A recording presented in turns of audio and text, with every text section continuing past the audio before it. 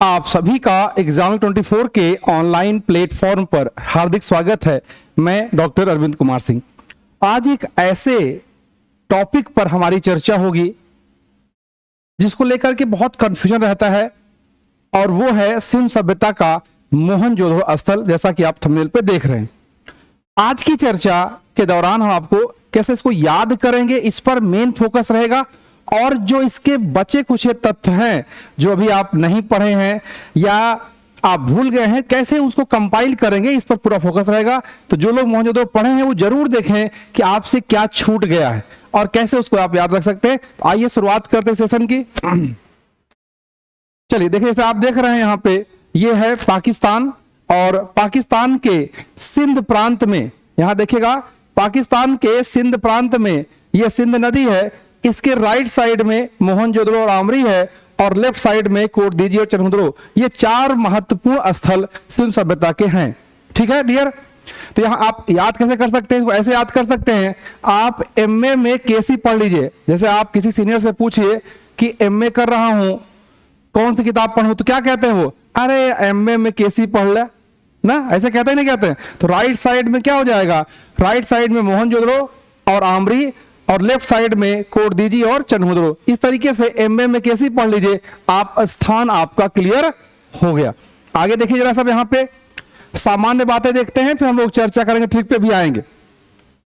खोज किसने किया है, 1922 ईस्वी में मोहनजोदड़ो की खोज किसने किया था, राखलदास बनर्जी ने, जो एक भारतीय थे। ध्यान रखिएगा, जो क्या थे, जो एक भारतीय थे, जो मूल रूप से बंगाल से बिलोंग करते, बनर्जी लिखा है, बंगाल से बिलोंग करते थे, और बहुत कम उम्र में इन्होंने बहुत बड़ी उपलब्धि हासिल कर लिया था। हालांकि मार्शल ने इनको वो कद नहीं देने दिया, ये बात ध्यान रखिएगा। आगे चर्चा बताऊंगा, कभी राखलदास बनर्जी पे पूरा पढ़ाऊंगा, बहुत लंबी कहानी उनकी है। यहां देखिए खोज करता है 1922 में, स्थान लड़काना जिला है, पाकिस्तान का सिंध प्रांत का लड़काना जिला। उपनाम क्या है, मृतकों का टीला, स्तूपों का शहर और सिंध का बाग। इसलिए कहते हैं चूंकि यहाँ पर कोई कब्रिस्तान नहीं मिला है, इसलिए यहाँ से मृतकों टीला कहा जाता है। स्तूपों का शहर, चूंकि जहां पर यह स्थल है उसके उत्तरी क्षेत्र में कनिष्कालीन स्तूपों का पूरा साक्ष्य मिला है, इसलिए इसे स्तूपों का शहर भी कहते हैं। और इसका सिंधी में अर्थ होता है सिंध का बाग, मोहनजोदड़ो का अर्थ, ये इसके उपनाम है। उत्खननकर्ता की बात करें कैसे आप इसको याद रखेंगे, देखिए आप इसका एक सिंपल सा ट्रिक याद रखिएगा। बनर्जी मार्शल से मैके डे में गई, ऐसे याद रखिएगा। बनर्जी किससे गई, मार्शल से मैके कहां गई, मैके डे में गई, ऐसे यहां ध्यान रखिएगा। 1922 से 27 तक बनर्जी और मार्शल, यानी राखलदास बनर्जी और एएसआई के उसमें अध्यक्ष थे मार्शल, इनके निर्देशन में कार्य हुआ। आगे चल के 27 से 31 तक अर्नेस्ट मैके ने इसकी खुदाई कराई, और आगे चल करके जेएफ डेल्स, ये अमेरिका के थे, और इन्होंने 1963 में आकर के इसकी खुदाई कराई। यानी 3 बार से खुदाई हो चुकी है, 22 से 27, 27 से 31 और 63 में।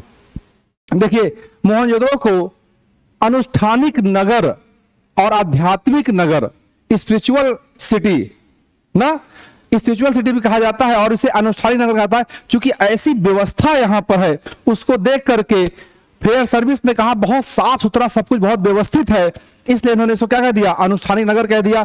कि भैया स्नानागार है, उधर पुरोहित आवास है, हर ऐसी चीजें जो व्यवस्था में बनी हुई है, इस हिसाब से इन्होंने कह दिया कि कोई अनुष्ठानिक नगर है ये। किसने कहा था ये बात कहा था फेयर सर्विस ने। कैसे याद रखेंगे, सब कुछ फेयर था, सब कुछ साफ साफ था, सब कुछ अच्छे से व्यवस्थित तरीके से था, इसलिए इसको इन्होंने कह दिया अनुष्ठानिक नगर। और इसके अलावा इसे आध्यात्मिक नगर भी कहा जाता है। ठीक है, चलिए अगली बात देखते हैं जरा हम लोग। आगे देखिएगा, अब यहां पर जो मोहनजोदड़ो है, आप आइए देखिए जरा सा, ये इसका दुर्ग का क्षेत्र, ये आपका नगर क्षेत्र है, मतलब ये निचला नगर है, और ये दुर्ग क्षेत्र है जिसे गढ़ी क्षेत्र बोलते हैं। अब ये जो आपका जो दुर्ग क्षेत्र है, ये जो है आपका किसे, कच्ची मिट्टी, मतलब मिट्टी के चबूतरे पर बना हुआ है, मतलब ऊंचाई पर बना हुआ, ध्यान रखिएगा किस पर बना हुआ है, मिट्टी के चबूतरे पर बना हुआ है इसका दुर्ग क्षेत्र, जो गढ़ी क्षेत्र से छोटा होता था, जो नगर क्षेत्र से, जो निचला नगर था उससे छोटा था। खास बात देखिए क्या है कि जैसे यहां पर देखिएगा, इसके अंदर ही, किसके अंतर्गत, इसी गढ़ी क्षेत्र के अंतर्गत आपको एक टावर दिखाई पड़ेगा, मीनार या टावर कहते हैं। जो देखिए जो रेड कलर का दिख रहा है ये टावर है। इसके अलावा इसी में स्नानागार, अन्नागार, पुरोहित आवास, महाविद्यालय, इसी को महाविद्यालय भी कहते हैं। तो ये सारी चीजें कहाँ मिल रही हैं? सभा भवन, हाँ सभा भवन नहीं लिखा, लिख दे रहा हूं सभा भवन, सभा भवन भी लिख दिया भाई, सभा भवन। तो ये खास बात यह है, जैसे अन्नागार अन्य स्थलों में दुर्ग क्षेत्र के बाहर मिला है, लेकिन यहां पर दुर्ग क्षेत्र के अंदर ही मिला है, ठीक है ना, दुर्ग क्षेत्र के अंतर्गत ही मिला है। तो ये ध्यान रखेंगे। ये जो आपका जो निचला नगर है इसको कई क्षेत्रों में बांटा गया है, जैसे एचआर क्षेत्र, डीके क्षेत्र। कारण क्योंकि डीके के एन दीक्षित महोदय ने इस पर काम किया यहां पर, इसलिए कह दिया गया इसको डीके क्षेत्र कह दिया गया। एचआर क्षेत्र हरग्रीव्स ने काम किया था, इसको एचआर क्षेत्र कह दिया गया। इस तरीके से वीएस क्षेत्र कहा जाता है। ये जो एचआर क्षेत्र है आपका निचला नगर का, यहीं से नर्तकी, जो कहां से की नर्तकी है वो कहां से मिली है? ध्यान रखिएगा, निचला नगर से मिली है। और निचला नगर के किस क्षेत्र से? एचआर क्षेत्र से, एचआर क्षेत्र से यहां से मिली हुई है, ये बात ध्यान रखेंगे। एचआर क्षेत्र से पुरोहित राजा का और डीके क्षेत्र से पुरोहित सम्राट की मूर्ति मिली हुई है, तो ये बात ध्यान रखना है योग्य है। अब कैसे और चीज याद रखेंगे, आइए समझते हैं। हाँ कि और यहां समझ ले पहले, तब आगे चलेंगे। सबसे बड़ा मोहनजोदड़ो जो है हर चीज में सबसे बड़ा है। तो किस किस चीज में सबसे बड़ा है आइए देखते हैं। पहली बात तो सबसे बड़ा नगर है, ये क्या है? सबसे बड़ा नगर है, सबसे चौड़ी सड़क है, सबसे बड़ी ईंट है, सबसे ज्यादा आबादी है, 41,250 आबादी थी निचला नगर की। ये कौन कहता है? फेयर सर्विस कहते हैं जो पूर्वी क्षेत्र है, जो निचला नगर है, वहां की आबादी कितनी थी? 41,250। तो ये बड़ी आबादी है उस हिसाब से। आगे देखिएगा, सबसे ज्यादा कुआं भी यही है, सबसे बड़ा बटखरा भी यहीं पर है, सबसे ज्यादा मुहर यहीं से मिली है, लगभग 68% मुहर यहां से मिली है। सर्वाधिक प्रकार के मृदभांड, 98 प्रकार के मृदभांड भी यहीं से मिले हैं। और सबसे ज्यादा ईंट वाला भट्ठा मिला है। तो ये जो सबसे बड़ा कॉन्सेप्ट है वो ध्यान रखेगा, क्या क्या? सबसे बड़ा नगर, सबसे बड़ी ईंट, सबसे चौड़ी सड़क, सर्वाधिक कुआं, सर्वाधिक ईंट का भट्ठा, सबसे बड़ा बटखरा। बटखरा समझते हैं जिसे तौलते हैं, 10 पॉइंट समथिंग केजी का एक बटखरा है, सबसे बड़ा बटखरा है। सर्वाधिक प्रकार के मृदभांड है, 98 प्रकार के मृदभांड है। ये भी नहीं पढ़े होंगे आप, इस ध्यान रखिएगा, क्योंकि अब इस चैप्टर से नए प्रश्न भी बन रहे हैं, जैसा भी आपने असिस्टेंट प्रोफेसर में देखा है। इसके अलावा सबसे मुहर भी आपको यहीं से मिलती है, लगभग 68% मुहर आपको मोहनजोदड़ो से मिलती है। आप जरा सा आगे देखिएगा, कैसे याद करेंगे? मुद्दा यह है अब याद करने वाला, कैसे आप इसको याद करेंगे? आइए जरा इसको समझते हैं। यहां देखिएगा, देखिए मोहनजोदड़ो, क्या नाम है इनका? मोहनजोदड़ो। यानी हमने सिर्फ क्या ले लिया? मोहन ले लिया। हमने क्या ले लिया? मोहन। तो मोहन क्या है? मोहन लड़का है। और आप जानते हैं कि गांधी जी का नाम क्या था? मोहन करमचंद गांधी। तो गांधी ने 3 मंत्र बताया ना, न बुरा देखो, न बुरा बोलो, न बुरा सुनो ना। तो ऐसे आप याद रख सकते हैं, यानी 3 बंदर का साक्ष्य कहां से मिल जाएगा? आप देखिए तो यहां से 3 बंदर का साक्ष्य आपको यहीं से मिल जाएगा। बहुत आराम से आप पढ़िए और याद कर चलिए, ठीक है। अब मोहन लड़का था, मोहन क्या? लड़का। जिला क्या हो जाएगा? लड़काना। ऐसे बहुत सिंपल तरीके से याद रख सकते हैं आप। अब मोहन पढ़ा लिखा तो है नहीं, मोहन पढ़ा नहीं, मामला गड़बड़ हो गया, तो कुछ न कुछ तो करेगा। मोहन कुम्हार, क्या है? मोहन कुम्हार है, मतलब जो मिट्टी के बर्तन बनाते हैं उसे कुम्हार बोलते हैं ना। आप देखिए यहां पर सर्वाधिक कुआं, सर्वाधिक ईंट का भट्ठा, सर्वाधिक प्रकार के मृदभांड कहां से मिल रहे हैं? सब यहीं से मिल रहे हैं। तो कहीं न कहीं मोहन को लगा कि अगर हम ये काम कर लेंगे तो हमारी जिंदगी चल जाएगी, और चल गई। क्या किया उसने? कुम्हार का काम किया। देखिए जैसे मान लीजिए दुकान है, ये किसकी दुकान है? ये मोहन की दुकान है ना, जिसमें मिट्टी बर्तन बेच रहा है, ये तक भाड़ा रखा, ये टोटी लगी हुई है पानी निकलने के लिए। ऊपर देखिए आप, जब कोई दुकान होती है तो वहां पर क्या रख दिया जाता है? दादा दादी किसी के नहीं होते हैं तो उन्हें लगा दिया जाता है ऊपर दुकान पे ना। आप दुकान पे देखे होंगे, ऐसे बिल्कुल सेम देखिए। तो यहां पर तिपतिया ओढ़े हुए पुरुष का धड़, क्या मिला हुआ है? तिपतिया ओढ़े हुए पुरुष का धड़ रखा हुआ है ऊपर, ये ऐसे याद रख सकते हैं। ये मोहन बैठा है यहाँ पे, ये मोहन है। और मोहन जो है दुकान बैठेगा, कपड़ा पहन बैठेगा, कैसे बैठेगा? अरे भाई कम से कम बनियान तो पहन ही लेगा ना, याद करिए, ऐसे सिंपल बताइए। अगर दुकान कोई बैठा है तो बनियान तो पहन लेगा, और बनियान इसका मतलब है सूती बुना हुआ, तो बुने हुए सूती कपड़े का प्राचीनतम साक्ष्य मोहनजोदड़ो से। एक ऐसे फीलिंग दिमाग में डेवलप करिए, एक ऐसे जो है भाव डेवलप करिए, सारी चीजें से परत दर परत खुलती जाएगी। तो यहां पर देखिएगा सूती कपड़े का साक्ष्य हो गया, मोहन बैठा है। देखिए यहाँ टोटी लगी, आजकल देखिए कैसा आता है, आजकल टोटी लगा हुआ नल आता है ना ऐसे कल्पना करिए उसमें रहा होगा, टोटी खराब हो जाती रही होगी तो उसको पानी को बंद कर देता रहा होगा, यमसील लगा देता रहा होगा, कुछ ऐसा करता रहा होगा। वाटर प्रूफिंग का विश्व का प्राचीनतम साक्ष्य यहीं से, तो वाटर प्रूफिंग का साक्ष्य हो गया, सूती कपड़े का साक्ष्य पहना हो गया, तिपतिया ओढ़े धड़ हो गया। देखिए हम बताया, हमने आपको एक फीलिंग डेवलप करिए मन में, ऐसे मन में एक फीलिंग डेवलप करिए। अब जब मोहन जब कमा लिया, पैसा कमा लिया, तो कहा कि हम अब ब्याह करब, हम क्या करब, हम अब ब्याह करब, पैसा कमाए ले, अब टेंशन ना बा। तो घर वाले कहें घर बनवाई ले पहले, तो कहे कि ठीक है। तो 2-3 मंजिला, ध्यान रखिएगा मोहन जो मकान कैसे मिलते हैं, 2 से 3 मंजिला। जब घर में ब्याह हुआ पड़ा था तो कहाँ होता है, कहते भैया दुल्हनी आए तो कहाँ रहे, पहले मकान बनवावा ना। तो उसने क्या किया, मोहन ने 2-3 मंजिला इमारत बनवाई। जब विवाह की बात आई, पहला काम क्या, घर चाहिए, दुल्हन आए दुल्हनिया आए तो कहाँ रहे, ऐसे याद करिए जरा सा। तो 2-3 मंजिला 3 मंजिला तक मकान भी कहाँ मिलता है, मोहनजोदड़ो में। अब उसको कौन पसंद आ गया, वही नर्तकी पसंद आ गई। कौन पसंद आ गई, उसे नर्तकी पसंद आ गई। और नर्तकी कहां से मिली थी, याद करिए, निचला नगर के एचआर क्षेत्र से। कहां से, एचआर क्षेत्र से मिली थी। अब यहां पर जैसे ही अब बात आती है विवाह की, तो विवाह तय हो गया मोहन का, चूंकि मोहन कमा रहा था और नर्तकी थी वो भी कमा रही थी, डांसिंग गर्ल है ना, तो दोनों का विवाह हो गया। जब विवाह होता है तो क्या क्या चीजें, ध्यान दीजिएगा यहाँ पे। अब देखिए यहाँ पे लड़की देखने गए, मोहन क्या गया, लड़की देखने गया। तो जब लड़की देखने, लड़की कैसे आती है, बहुत एकदम चाय वाय लेकर एकदम भाव शून्य मुद्रा में, ऐसा लगा जैसे कुछ जानती ही नहीं है। उसके बाद तहलका मचा देती है ना, वो अलग मुद्दा है, उसमें मत जाइए। अभी ऐसे अगर सवाल पूछे कि नर्तकी की जो है जो मूर्ति है वो किस मुद्रा में है, वो भाव शून्य मुद्रा में है। तो जब लड़की आ रही चाय लेकर के, मोहन देखने के लिए आ रहा, किस मुद्रा में है, एकदम बिल्कुल भाव शून्य मुद्रा में है। ऐसे याद रखिएगा तो याद रहेगा ये, ठीक है ना। किस मुद्रा में है, तो ये भाव शून्य मुद्रा में है। अभी चर्चा आगे कर बताऊंगा, आगे चर्चा दिखाऊंगा अभी आपको यहाँ पे।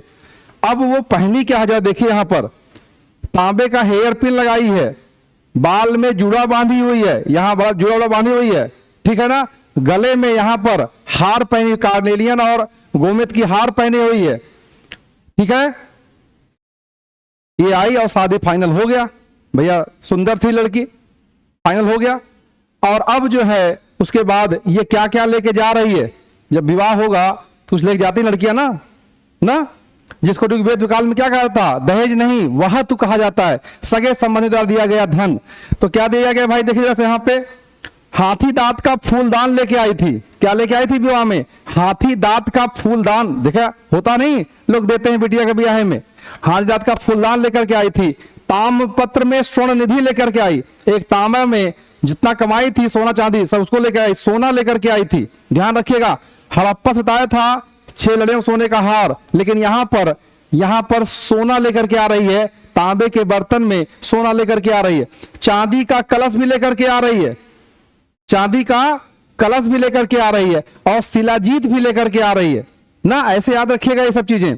यहां पर जब देखिएगा तो कुल मिलाकर के मोहन का विवाह हो गया ना। अब मोहन की मृत्यु कैसे होती है, पहले तो इसको लवेरिया हुआ और बाद में इसको मलेरिया हो गया।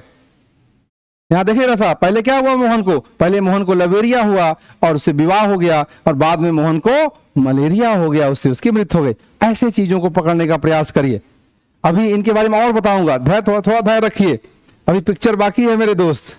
यहां देखिए जरा सा, अब जरा आ जाइए, जो इनका गढ़ी क्षेत्र है, यहां देखिए जरा सा, जो गढ़ी क्षेत्र है वहीं से आपका क्या क्या मिलता है, बृहत स्नानागार मिलता है। क्या मिलता है, बृहत स्नानागार मिलेगा, ठीक है। महाविद्यालय मिलेगा, पुरोहित आवास जिसको बोलते हैं, अन्नागार मिलेगा और सभा भवन। ये 4 महत्वपूर्ण चीजें, ये 4 महत्वपूर्ण चीजें यहां से मिलने वाली हैं। कहां से, गढ़ी क्षेत्र से, ध्यान रखेंगे। तो पहला हम देखते हैं यहां पर बृहत स्नानागार को देखते हैं। ये 54 बाई 33 का है बृहत स्नानागार। अब इस स्नान का जब जरा इधर आ जाए, जोड़िए, देखिए इधर ये हमने यहाँ को यहाँ ले लिया, इसी वाले चित्र को हमने यहाँ ले लिया है। यहाँ देखिएगा इसमें क्या है, इसमें बीच में ये क्या है, बीच में बना हुआ है उतरने, पानी का कुंड बना हुआ है जिसमें उतरने के लिए क्या है, सीढ़ियां बनी हुई है। उत्तर से दक्षिण में कहां से ये सीढ़ियां हैं, ये उतरने की सीढ़ियां बनी हुई है। द्वार कहाँ कहाँ है, दक्षिण में 2 द्वार है, एक पूर्व में है एक उत्तर में है, यानी कुल 4 द्वार हैं इस तालाब में उतरने के लिए। 2 दक्षिण में, एक उत्तर में, एक पूर्व में। नाली कहां से निकल रही है, ये है आपका पश्चिम, ये है आपका दक्षिण। तो दक्षिण पश्चिम में जल निकासी का साक्ष्य है। जुड़ाई कैसे हुई है इसकी, जुड़ाई इसकी हुई है जिप्सम से जुड़ाई हुई है और बिटुमेन से लेप लगाया गया है। यानी सवाल कभी पूछता है तो कैसे बना हुआ है, तो यानी पहली बार बिटुमेन का प्रयोग यहाँ किया जा रहा है। ध्यान रखेंगे इसको जो है, तो जिप्सम और बिटुमेन से यहाँ पर लेप लगाया गया है। ठीक है। मार्शल ने इसे क्या कहा, इसे विश्व का महान आश्चर्य कहा है, जबकि डीडी कौशाम्बी ने इसको पुष्कर या कमलताल से इसकी तुलना किया है। ठीक है, तो ये सवाल पूछा जाता है, ध्यान रखिएगा। अब इसी बृहद स्नानागार के उत्तर पूर्व में, ये उत्तर है ये पूर्व आप जानते होंगे उत्तर पूर्व में ही आज भी देखिए जो है घर के उत्तर और पूरब के कोने पे मंदिर की व्यवस्था होती है ना, तो पंडित जी पूजा कहां कराएंगे। अगर कभी सवाल पूछ दे पुरोहित आवास कहां है, तो क्या बताएंगे, बृहद स्नानागार के उत्तर और पूर्व के कोने पर है बृहद स्नानागार। तो यहां जा देखिएगा बृहद स्नानागार के उत्तर पूर्व में क्या हो गया भाई, पंडित जी पुरोहित आवास हो गया, जिसे कालेजा पृष्ठ भी कहते हैं। ये जो है 3 खंडों में बना हुआ है। ठीक, आ जाइए इधर देखिए, यहां देखिए सभा भवन, यानी दक्षिण साइड में, यानी गढ़ी क्षेत्र दक्षिण साइड में, यहां पर देखेंगे सभा भवन, इसे असेंबली हॉल भी कहते हैं। और मैके ने उसको बाजार कह दिया है अपनी पुस्तक फर्दर एक्सकवेशन एट मोहनजोदड़ो।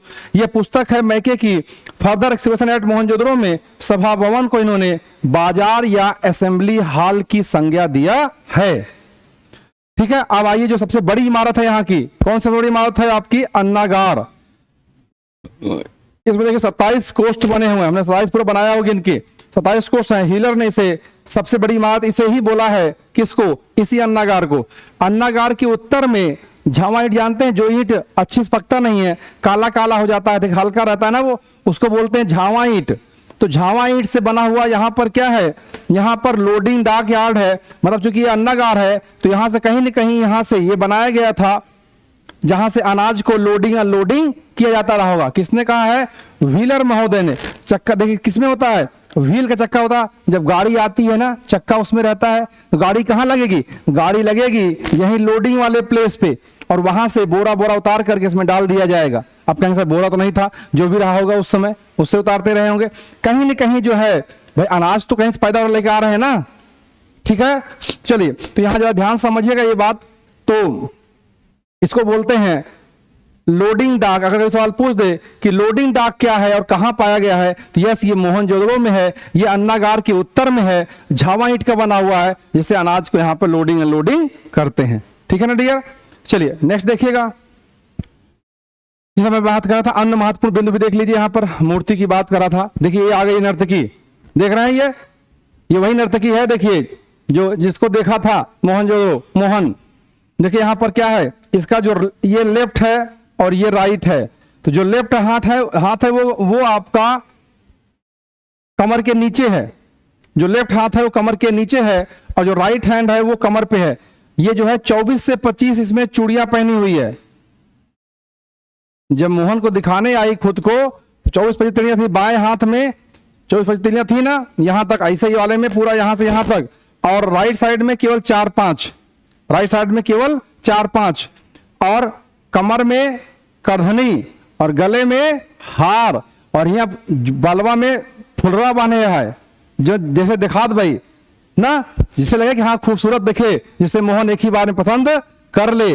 ध्यान रखिएगा ऐसे जो है ये, तो ये बाएं में 24-25 तीली चूड़ी, दाहिने में केवल 4 से 5, कमर में करधनी, गले में हार और बाल में जुड़ा बना हुआ है, लेकिन भाव शून्य मुद्रा में है। ध्यान रखिएगा कौन मुद्रा है, जब भाई लड़का देखने आया हुआ है बहुत ज्यादा छटपट नहीं रहे दिखाएगी, नहीं बहुत बड़े तेजू खां हैं ना, आप लोग जानते होंगे, जो लोग अनुभवी हैं जानते होंगे वो लोग, रटने की जरूरत नहीं पड़ेगी। मार्शल ने कहा था इसे डांसिंग गर्ल, पिगट ने कहा था इसे बलूची नारी। ध्यान रखिएगा, ये तो कई बार पूछा गया है मार्शल, अब अगला दो बता रहा हूं, ये भी ध्यान रखेंगे आप। पिगट महोदय ने इसे बलूची नारी कहा है और ठाकुर प्रसाद वर्मा ने तो इसे पार्वती की मूर्ति तक कह दिया है कि यहां पर शिव मिले हैं, तो जहां शिव वहीं शक्ति, जहां शिव वहीं पार्वती। तो ठाकुर प्रसाद वर्मा ने इसे पार्वती जी की मूर्ति की संज्ञा दे दिया है। क्लियर? तो कभी अगर पूछता है कि किसने इसे पार्वती की मूर्ति कहा है, तो ठाकुर प्रसाद वर्मा जी ने इसको जो है क्या कहा है, पार्वती की मूर्ति। ये प्रोटोआस्ट्रोलाइड या आदि इसे बोलते हैं, तो ये प्रजाति की थी और सिंधु सभ्यता में आने वाली यही पहली प्रजाति थी, ये भी ध्यान रखिएगा, यही पहली प्रजाति थी सिंधु सभ्यता में आने वाली। और किसकी बनी हुई है? कांस्य से निर्मित है ये। चलिए, तो ये कांस्य की हो गई मूर्ति में। प्रस्तर की बात करें यहाँ पे, तो यहाँ से 12 प्रस्तर मूर्तियां मिली हुई हैं। क्या मिली हुई हैं? 12 प्रस्तर मूर्तियां मिली हुई हैं। ये बात जरा ध्यान रखिएगा। तांबे की 2 मानव मूर्ति मिली है, एक मूर्ति जो है वो कमर पे हाथ रखी हुई है, एक मूर्ति हाथ उठाए हुई है। यहां जरा देखिएगा, यहाँ पे देखिए, जरा ध्यान दीजिए, देखिए वहां पे देखिए जरा सा, यहाँ पे यहां देखिए, तो एक तांबे की 2 मानव मूर्ति मिली है, एक जो है अपने कमर पे हाथ रखा दोनों, और एक दोनों हाथ उठाया हुआ है ना। ये आगे देखिएगा, अब ये जो शादी हुई तो बच्चे अच्छी होगी ना, ऐसा लग रहा है पेट फूला हुआ है। देखिए यहाँ चित्र में बताया गया है, ऐसा लग रहा है जैसे ये गर्भवती हो चुकी है। हालांकि ऐसा साक्ष्य आपको हड़प्पा से भी मिलेगा, लेकिन यहां से भी मिलेगा। ऐसे कल्पना करिए आप, हालांकि ये कांसे की नहीं है, ये मूर्ति है जिसमें ऐसा दिखाया गया है कि गर्भवती अवस्था में दिखाया गया है, पेट फूला हुआ है। ये हड़प्पा से भी मिलता है, मोहनजोदड़ो से भी मिलता है। ऐसे कहानी जब दिमाग समझेंगे तो सेट हो जाएगा।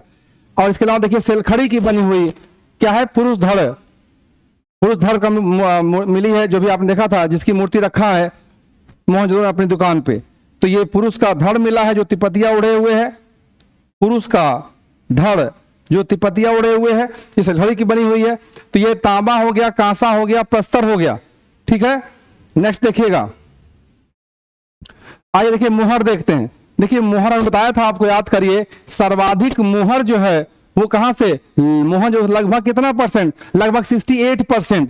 यहां देखिए आकार की बात करें तो सर्वाधिक आकार कौन सा है, वर्गाकार या चौकोर सर्वाधिक आकार है। हालांकि गोलाकार, घनाकार, बेलनाकार भी मिलती है, मुहरें जो है मिलती है, लेकिन सिंधु सभ्यता में, लेकिन मोहनजोदड़ो से बेलनाकार और वर्गाकार मिली है।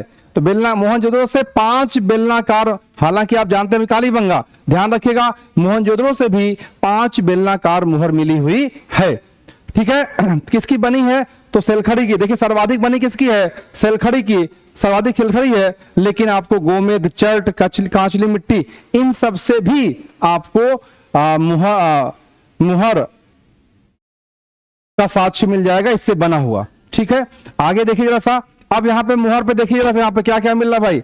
एक मुहर पे क्या है, पशुपति की मूर्ति मिली हुई ना, राइट साइड में बाघ हाथी, लेफ्ट साइड में भैंसा गैडा, नीचे 2 हिरण, नीचे 2 हिरण। तो बाहर कहे नहीं, वो तो हिरण तरह भाग गया, ऐसे याद करिएगा। बोले बाहर, कहे नहीं, वो तो हिरण की तरह भाग गया। तो बाघ और हाथी, 2 हिरण, भैंसा और गैंडा। एक मुहर पर देखिएगा, मुहर पर नाव का अंकन मिला हुआ है, मुहर पर नाव का अंकन मिला हुआ है। और 2 चांदी की मुहर, एक संगी प्रतीक में 2 चांदी की मुहर मिली है, यानी चांदी की भी मुहर मिली हुई है और सेलखड़ी की मुहर मिली हुई है। वर्गाकार भी है और बेलनाकार भी है। बेलनाकार कितनी मिली हुई मुहर, 5 मुहर बेलनाकार मिली हुई है। नेक्स्ट देखिएगा,